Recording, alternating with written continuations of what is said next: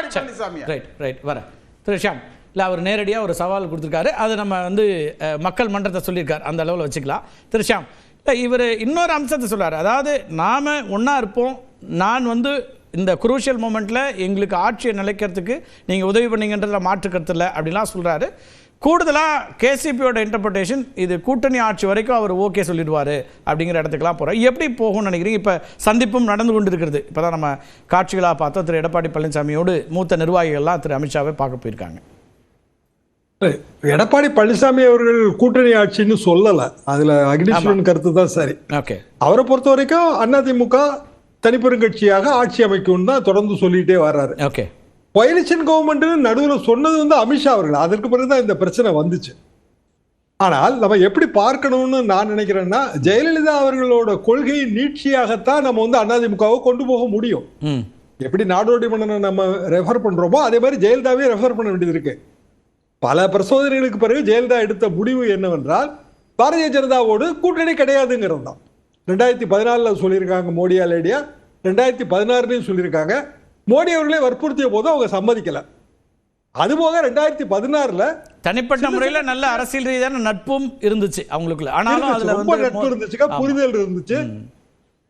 சின்ன சின்ன கட்சிகள் கடைசி நேரம் நிர்பந்தம் கொடுக்குதுன்னே சொல்லி யாரோடாலும் கூட்டணிக்கு வாங்க ரெட்டையில தான் நிக்கணும்னு சொன்னாங்களா இல்லையா 2016? அதுதானே 2016 ஆட்சியோட அடிப்படை. அப்ப ஜெயலலிதா கொள்கையை நீட்சியாக அதிமுகவை நீங்கள் கொண்டு செல்வதாக இருந்தால் இப்படிதான் இருக்க முடியும். நாடோடி மன்னனின் கொள்கையை நீட்சியாக நீங்க கொண்டு செல்வதாக இருந்தாலோ அவரும் இதை ஏத்துக்கல. காங்கிரஸ் கட்சியோட கூட்டணி வைத்திருந்தார். ஜெயலலிதா அவர்கள் புறக்கணிக்கப்பட்ட போது 1985 பிறகு ராஜீவ்காந்தியை பார்த்து ஜெயலலிதா அவர்கள் முறையிட்டதா அவர் விரும்பல. அண்ணா பத்திரிகையில நாங்க என்ன போட்டோம் அப்படின்னா, எம்ஜிஆரின் அறிக்கை ஜெயலலிதாவோட எந்த தொடர்பும் வைத்துக் கொள்ள கூடாதுன்னு அவர் கட்டளையிட்டார். ரொம்ப நாளைக்கு முரசொலியில் அதை எடுத்து போட்டுக்கிட்டே இருப்பாங்க. என்ன காரணம்னா, என்னை மீறி வந்து அவர் வந்து டெல்லியில போய் முறையிடுறாருங்கிறதா காரணம்.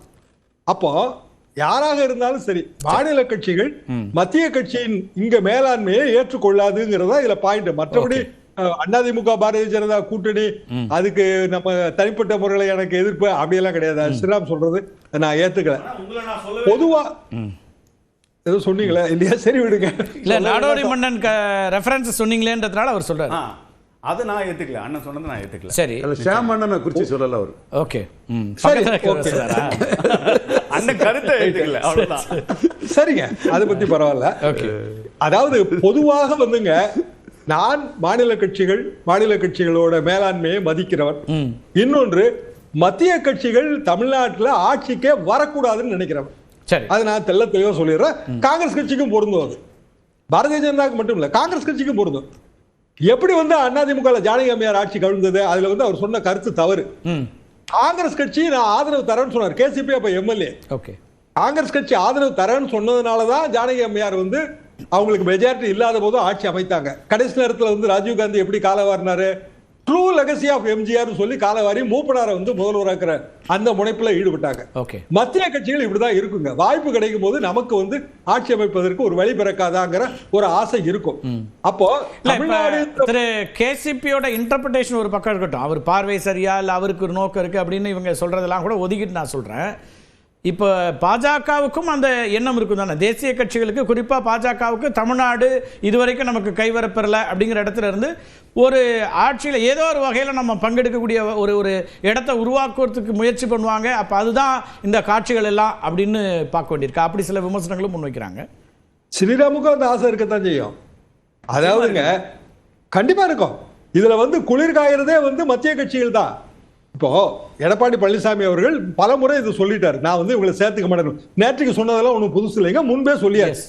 அதுக்கு பிறகு எதுக்கு செங்கோட்டையனை பார்க்கணும்? பார்க்க வேண்டியது இல்லைங்களே, ரொம்ப சிம்பிள். அந்த இடத்துல இருந்தால் செங்கோட்டையன் அவர்களை பார்த்த பிறகும் அது பற்றிய குறைந்தபட்சமான அதிருப்தி கூட வெளிப்படுத்தலை. ஒருவேளை அது வந்து நேரில் அங்கே போய் பேசலாம், தெரியாது நமக்கு.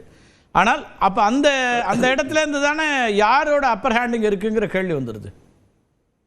எடப்பாடி பழனிசாமி தாங்க இப்ப வந்து பொதுச் செயலாளர். ஆமா, தேர்தல் ஆணையத்தோட அங்கீகாரம் பெற்ற பொதுச் செயலாளர். நான் சொல்றேன் அப்பர் ஹேண்ட் வந்து பிஜேபி ஏடிஎம்கேல சொல்றேன். இல்ல, எடப்பாடி பழனிசாமி கொஞ்சம் ஒரு ஷ்ரூட் அண்ட் கிளவர் பொலிட்டீஷியனுங்கிறது தான் என்னோட கணிப்பு. அப்ப பிஜேபியை வந்து ஓட விட்டு ஏதோ ஒரு இடத்துல அவர் கட் பண்ணிடுவாரு.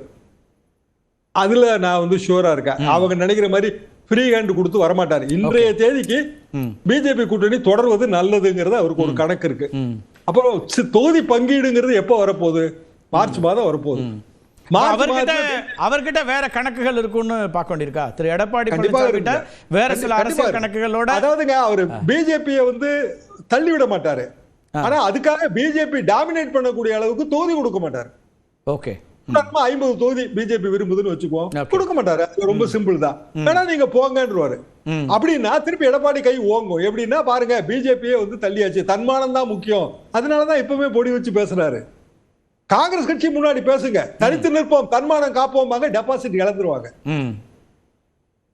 இவர் பேசுறாரு தனித்து நிற்போம், தன்மானம் காப்போம். அது நிறைய கட்சிகள் சொல்லியிருக்காங்க, வெவ்வேறு நேரங்கள்ல அந்த முயற்சி எடுத்திருக்காங்க, எல்லாருமே எடுத்திருக்காங்க. இவரோட தன்மானத்துக்கு எப்பங்க பங்கு வரும்? நாளைக்கு பிஜேபி 50 இடமோ 60 இடமோ கேட்டார்கள் என்றால் பங்கு வரும். ஆட்சியில பங்கு கேட்டாங்கன்னா பங்கு வரும். ஆட்சியில பங்கு தருகிறேன்னு சொன்ன ஒரே கட்சி வந்து விஜய் தான், மத்த எந்த கட்சியும் சொல்லாது. பங்கு கட்டிங்கன்னா மரத்துல போய் தொங்குன்றுவாங்க. ஆனா பங்கு கொடுக்கிறேன்னு சொன்ன விஜய் கிட்ட இது வரைக்கும் யாரும் பாசிட்டிவா நாங்க வரோம்னு சொல்லல. அந்த இடத்துல தான் இப்ப விஜய்க்கு ஒரு ரூட்டை இவங்க கிளியர் பண்ணி விட்டுட்டாங்கன்னு நான் நினைக்கிறேன். பிஜேபி, அதாவது ஒரு பிஜேபியும் அதிமுக ரெண்டு பேருமே சேர்ந்து, ஏன்னா சில கட்சிகள் போகத்தானே செய்யணுங்க. அவங்களுக்கு அரசியல் எதிர்காலம், அரசியல் அங்காடி தெருவில் நீங்க வாய்ப்பே கொடுக்கலன்னா நாங்க என்ன கடையம் போட முடியுமா? அப்ப இன்னைக்கு ஒரு அணி இருக்கு, ரைட்டு, சீமான் வந்து கூட்டணி சேர்க்க போறதுன்னு சொல்லிட்டாரு, மிச்சம் இருக்கிற ஒரே அணி அவர் தானே. அப்ப அதுல போய் சேர்றதுக்கான வாய்ப்பு வருது, அது நல்லதான்னு யோசிச்சு பாருங்க. அரசியல் அந்த இடத்துல இந்த ஸ்ட்ராட்டஜியா பிஜேபி செய்யறது சரியா வருது, அந்த கணக்கு சரியாங்கிற கேள்வி வருது இல்ல. தேசிய தலைமையினுடைய கணக்கு என்னங்கிற ஒரு கிளாரிட்டி இல்லையா? ஏன்னா ஒரு கூட்டணிக்குள்ள அதிமுக கொண்டு வரணும்னு ரொம்ப மெனக்கிட்டாங்க, நேரில் வந்து அறிவிச்சு எல்லாம் செஞ்சுட்டாங்க. ஓராண்டுக்கு முன்னாடியே வந்தாதான் ஜெல் ஆகும், வாக்குகளை பெற முடியும், வெற்றி பெற முடியும்னாங்க. வந்த பிறகு இவ்வளவு குழப்பங்கள் வர்றதுக்கான ஸ்பேஸும் சேர்ந்தே வருதுன்னா அது புரியாத ஒரு கணக்கா இருக்கே, புதுரா தானே இருக்கு. அந்த இடத்துல பிஜேபி வந்து 2 இடங்கள்ல வந்து அவங்களோட உள்ள கணக்கையே சொல்லிட்டாங்க. ஒரு இடம் நயினார் நாகேந்திரன், எங்களுக்கு 2029 தான் முக்கியம்னு அவர் சொல்லிட்டாரு. இன்னொரு இடம் திரு குருமூர்த்தி அவர்கள், அவரும் 2029 தான் முக்கியம்னு சொல்லிட்டாரு. அப்ப 2026 முக்கியமாக இருக்கிற எடப்பாடி பழனிசாமி அவர் என்ன ஆவாரு? அப்ப 2 பேரும் சொல்றதை நம்ம எடுத்துக்கிடணும்ல.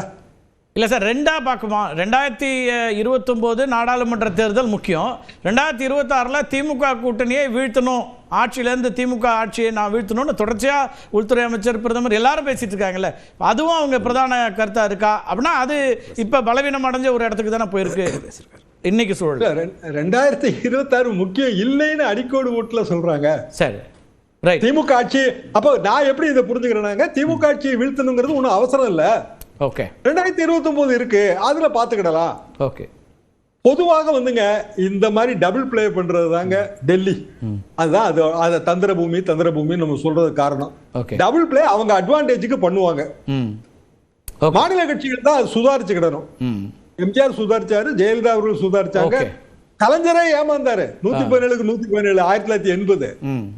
அது எவ்வளவு பெரிய இக்கட்ல போய் முடிஞ்சது. கலைஞர் தான் முதலமைச்சர் வேட்பாளர்னு கம்பல் பண்ணி சொல்ல வேண்டிய நிலைமைக்கு வந்துருச்சு. அது இயல்பான ஒரு விஷயத்தை தோத்து போச்சு. ரைட்.